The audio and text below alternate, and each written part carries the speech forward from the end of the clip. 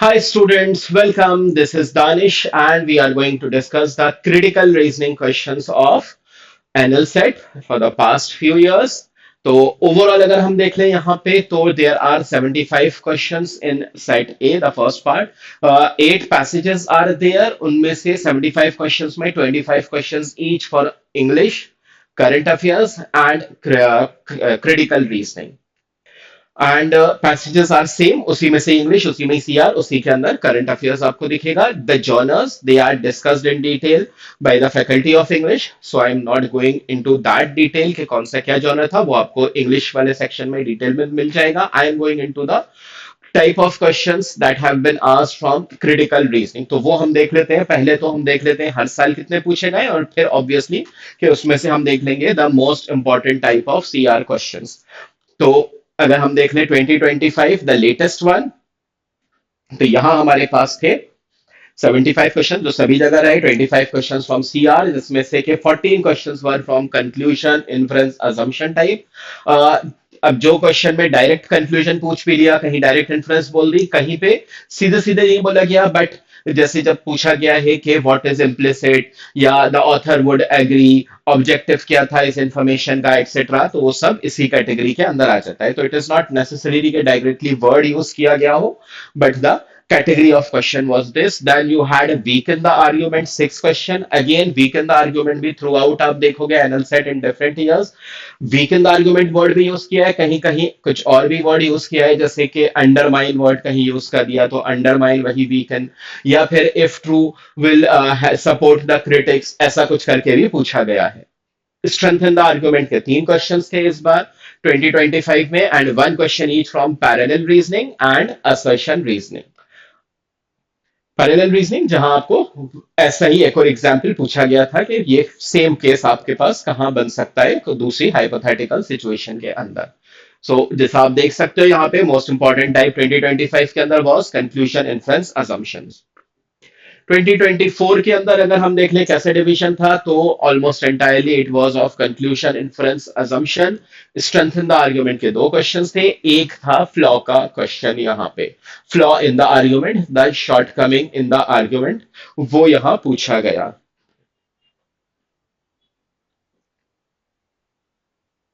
Strengthen weekend में वही if true करके पूछा गया है हर बार. देन 2023 के ऊपर आ जाए हम, तो 2023 के अंदर again 25 questions, conclusion, inference, assumption type की कैटेगरी के 16 क्वेश्चंस. जैसा मैंने पहले भी बोला कि इट इज नॉट नेसेसरी कि वो पूरा का पूरा वर्ड डायरेक्टली मेंशन्ड हो, बट कैटेगरी ऑफ क्वेश्चन या stem of the question was from this. Weak in the argument के 6 क्वेश्चंस थे यहाँ पे, strength in the argument 2 questions, flaw का फिर से आ गया 1 क्वेश्चन. देन 2022 की अगर हम बात कर लें यहाँ पे, तो अगेन कंक्लूजन, इन्फ्रेंस, असम्पशन के almost entirely 21 out of 25 were from this category. Weak in the argument का एक ही क्वेश्चन था, स्ट्रेंथ इन द आर्ग्यूमेंट के 2 क्वेश्चंस थे, and again flaw in the argument भी यहाँ पे पूछा गया. वर्ड फ्लॉ नहीं दिया हुआ था, but the way that it was framed कि यहाँ पे उसने क्या गड़बड़ कर दी है, तो वो वही था. Category was flaw in the argument यहाँ पे. तो इसकी बेसिस पे अगर हम देख लें कि फिर यहाँ पे मोस्ट इंपॉर्टेंट क्वेश्चन सीआर के अंदर अगर हम देख लें, मोस्ट इंपॉर्टेंट क्वेश्चन टाइप्स कौन से हो जाएंगे.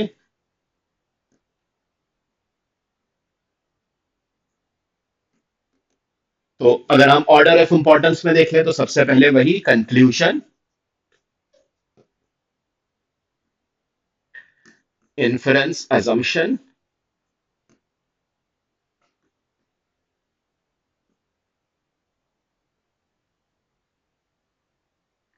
फॉलोड बाय हमारे पास हो गए वीक इन द आर्ग्यूमेंट के क्वेश्चंस.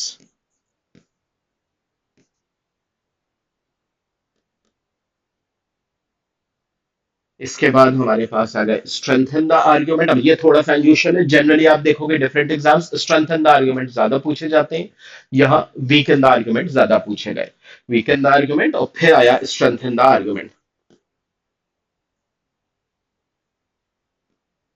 इसके बाद हमारे पास आ गया flaw in the argument.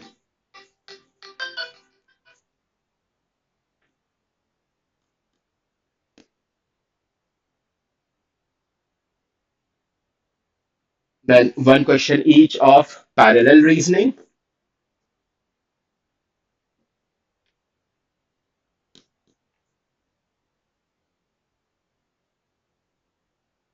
and assertion reason। दोनों बराबरी पे ही रहे, दोनों का एक एक question.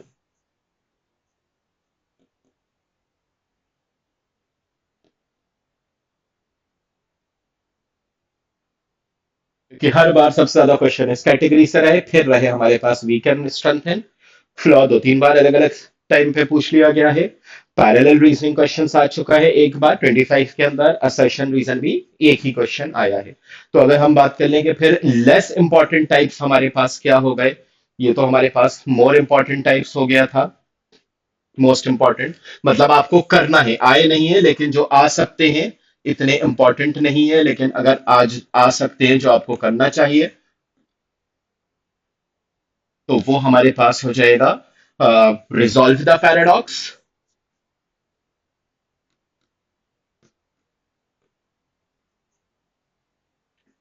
Paradox thing opposite to expectation, जो आप उम्मीद कर रहे हो उससे उल्टा कुछ हो गया। Then we have bold face arguments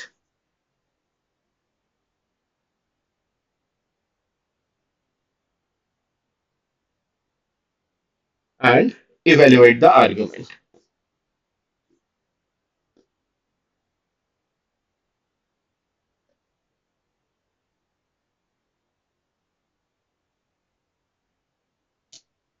So that was it from the NL set previous year's question papers. These were the type of important types from critical reasoning. I hope this one is clear. This is Danish signing out. Thank you very much. Bye bye.